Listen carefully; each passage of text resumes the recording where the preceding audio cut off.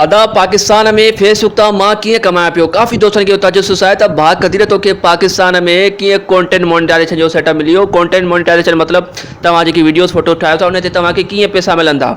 सो काफ़ी दोस्तनि खे इहो तजस्सुस आहे, बजाए इन तजस्सुस हुजण जे त असां कीअं कमायूं।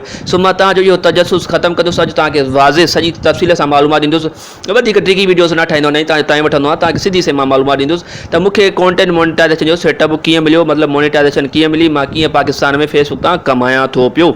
आस्ते आस्ते ॻाल्हाईंदुसि। काफ़ी दोस्तनि खे तकलीफ़ थींदी आहे, टकर में थो ॻाल्हाए वञे ऐं को मसइलो कोन्हे, लाइक करे छॾंदा कयो। ॾिसो मां तव्हांखे थोरो बैकग्राउंड ज़रूरु ॿुधाईंदुसि, थोरो पोइ माना पोइ ॻाल्हि शुरूआति खां जीअं तव्हांखे सम्झ में आसानी थिए। शुरूआति में जेके दोस्त मूंसां गॾु हूंदा न उहे उन ॻाल्हि जा शायदि आहिनि त मां कॾहिं बि तव्हां सां को जेको आहे न कंहिं ॿी जी महिनत शेयर न आहे कई। जेको बि मुंहिंजो हाल हो मां पंहिंजी महिनत तव्हां शेयर कई।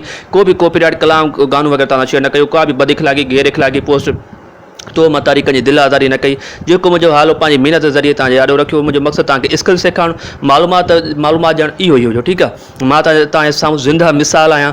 तव्हां जेको आहे सुठो कमु करे पंहिंजी सुठी इमेज ठाहे करे पंहिंजी सुञाणप ठाहे सघो था। शोहरत लाइ अकाउंट खे वायरल करण लाइ तव्हांखे बद इख़लाक़ी या जेको आहे बेहयाई करण जी ठाहिण जी मवाद ठाहिण जी ज़रूरत न आहे। बिल्कुलु उम्मीद रखो। बाक़ी इहो ज़रूरी कोन्हे कमाई जे लाइ, तव्हां जेकी तव्हांजी दिलि करे आज़ादु आहियो। हर को माण्हू तव्हांखे पंहिंजे अमल जो हिसाबु ॾियणो आहे। मां जेको कयो मां तव्हांखे साॻियो रखियो।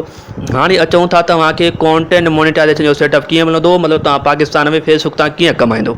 तवजो ॾिजो, वरी बार बार कमेंट्स बॉक्स में न पुछिजो। सो तव्हां कीअं कमाए सघो था या मूंखे कीअं मिलियो।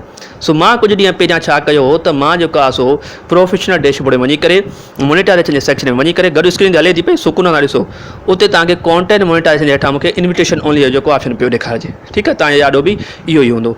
इन जो मतिलबु आहे त तव्हां अहिल फ़िलहाल न आहियो, तव्हांखे इनवाइट ईंदी, मतिलबु दावत ईंदी, जीअं भत जी शादी जी दावत ईंदी आहे, बिल्कुलु ईअं। सो इन ते क्लिक करे मां आई एम इंटरेस्टेड जेको तव्हां ऑप्शन अचे थो पियो, इन ते क्लिक कयो। हाणे हिते छा लिखिणो आहे, जेकी लिखाई लिखणी आहे कमेंट बॉक्स में ॾिनल आहे, हिते कॉपी करे हिते अची करे पेस्ट करे छॾियो। ठीकु आहे, व्हाट्सअप चैनल खे लाज़मी जॉइन करे छॾियो, मां उते रखी छॾियो। ठीकु आहे, व्हाट्सअप चैनल ते तव्हांखे शइ मिलंदी, कमेंट बॉक्स में व्हाट्सअप चैनल जी लिंक आहे, उन ते क्लिक कंदो, व्हाट्सअप चैनल खे जॉइन करे छॾियो। फ्री आहे भाउ, को पैसा कोन्हे। पोइ उते अची करे हिते पेस्ट करे हिन खे सबमिट करे छॾियो बसि। पोइ कुझु ॾींहंनि खां पोइ मूंखे नोटिफिकेशन में आयो त भाउ तव्हां अहिल आहियो, तव्हांखे दावत ॾिनी थी वञे, तव्हां फेसबुक तां कमायो, जेको तव्हां फोटो रखो, स्टोरी रखो, वीडियो रखो, तव्हांखे पैसा मिलंदा।